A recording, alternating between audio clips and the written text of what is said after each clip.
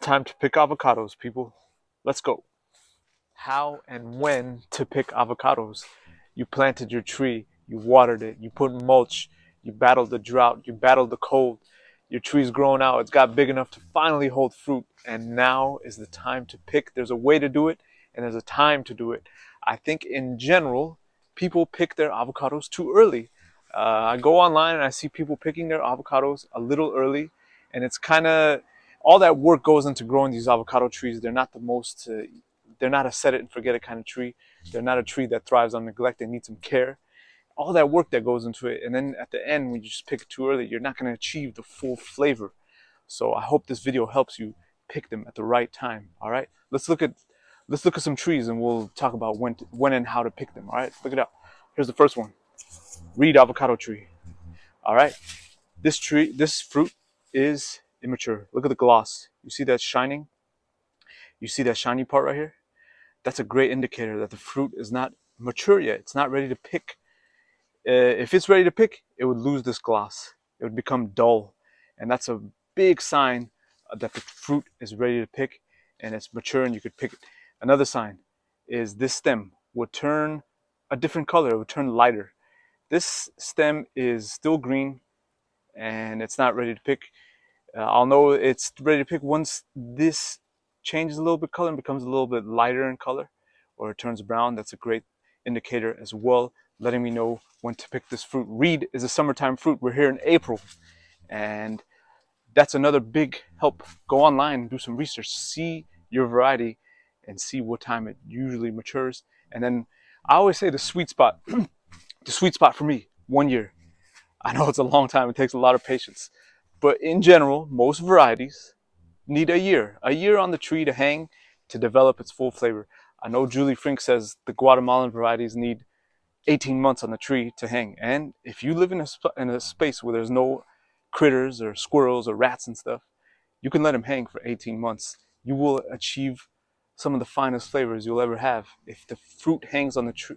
The Guatemalan types hang on the tree for 18 months. But if you live in a place where there's a lot of squirrels and rats and things, let's say by month 13, 14, that thing becomes irresistible to them. It's like a ball of butter. They cannot help themselves. They will go after it by month 13 or 14. If you pick those Guatemalan types after about a year, they still taste really, really, really, really good. All right. Reed is a Guatemalan type, the one I just showed you. Let's go to the front. I'm going to pick some avocados and we'll talk about it more. Let's go. Guys, this is Southern California, Zone 10, and we're in April now. This is a Pinkerton avocado I'm holding right here in my hand. All right.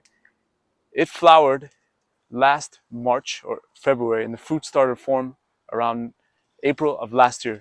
So I think this Pinkerton will taste really good now. Most people say to pick Pinkerton in January, February, and you could pick them then, they'll ripen. But I think if you let them hang on the tree a little bit longer, the flavor gets really, really good. All right, and here's another way you can test whether the fruit is ready to pick. You do the old 45-degree turn trick. And this may or may not work for this Pinkerton avocado. I'm going to do it, all right? You basically take the fruit, you turn it like this, and it didn't work. Pinkerton really holds onto the tree well. It didn't come off, all right? So there's a right way to pick this fruit, and I'm going to show you how to do it. You need some clippers, all right? You don't want to pull this fruit off. I'm not going to go pull this thing off. It's not going to be a good situation because you're going to lose the button, the little stem thing. All right, so I cut it off from up here and I leave this whole section here. All right, then I'm gonna go in and I'm gonna cut as close as I can and preserve the little button there. That's the button. That's really important. You wanna keep that stem, the stem end, you wanna keep it locked into the avocado because that locks in the moisture, the freshness, keeps the avocado nice and fresh, and it helps it to ripen evenly. If you take that off, rot can happen, little animals will go in, and it could be a problem. Your avocado won't taste as good, all right? By the way, this paint came onto the tree, onto the fruit, because I was painting this section here to prevent sunburn. That's a whole other video. I'll probably do a sunburn video coming up. But here's the fruit. It's ready. Guys, here is a Sharwil avocado graft that I did onto my Pinkerton tree. This little graft made so much fruit that I had to support it with a stake here. And now that fruit you saw in the beginning of the video was a Sharwil, and it fell on the ground, and that's how I know it's time to start picking these guys. Let's try to pick this one. Let's do the 45-degree turn. Nope, it didn't come off.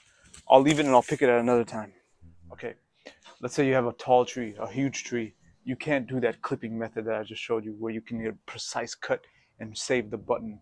Well, there's a pruning, no, not a pruning, a pole that specifically is designed to preserve that. You can snip off the stem end and bring it down the tree like this. A fruit picker, exactly. Right, a fruit picker. Thank you. So, and that way you could preserve your avocados if you have a huge tree where you can't stand on the ground and pick an avocado from just standing there. All right, let me show an example of what I was talking about. This is what happens if you don't preserve, if you don't clip it off with the stem end preserved. Look at this. This was a Sharwil that fell off, and look, there's a rot. Some animals went in there and started eating it because the stem end wasn't attached. And it's starting to turn black up here at the top before it ripens. Guess who is a savage enough to still eat this avocado? Me. I don't care. I'll probably cut this end off and still eat it. It's still good, but you lose part of the avocado. But yeah, all right. I've been picking Sharwils since we're here in April. Here's one with the stem end attached. It's turned brown, and that's another sign that it's ripe. Let me move that off. See, it came off easily. That's another sign it's ripe. Let's do a taste test, guys. Sharwil avocado. A fine, fantastic, delicious avocado that I really love. Let's get into it.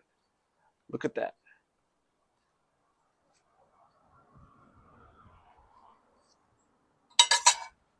Let's see. Ooh, beautiful. Small seed, golden flesh, nice ring of green. Nice ring of green around the fruit. I love Kona Sharwil. Excellent avocado. Let's do a taste test.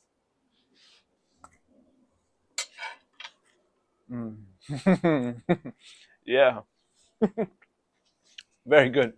Kona Sharwil or Sharwil is a top avocado. One of my favorites.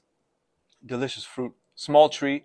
I'm going to do more videos about the Sharwil because I think it's an excellent variety to have and to grow in your backyard. All right?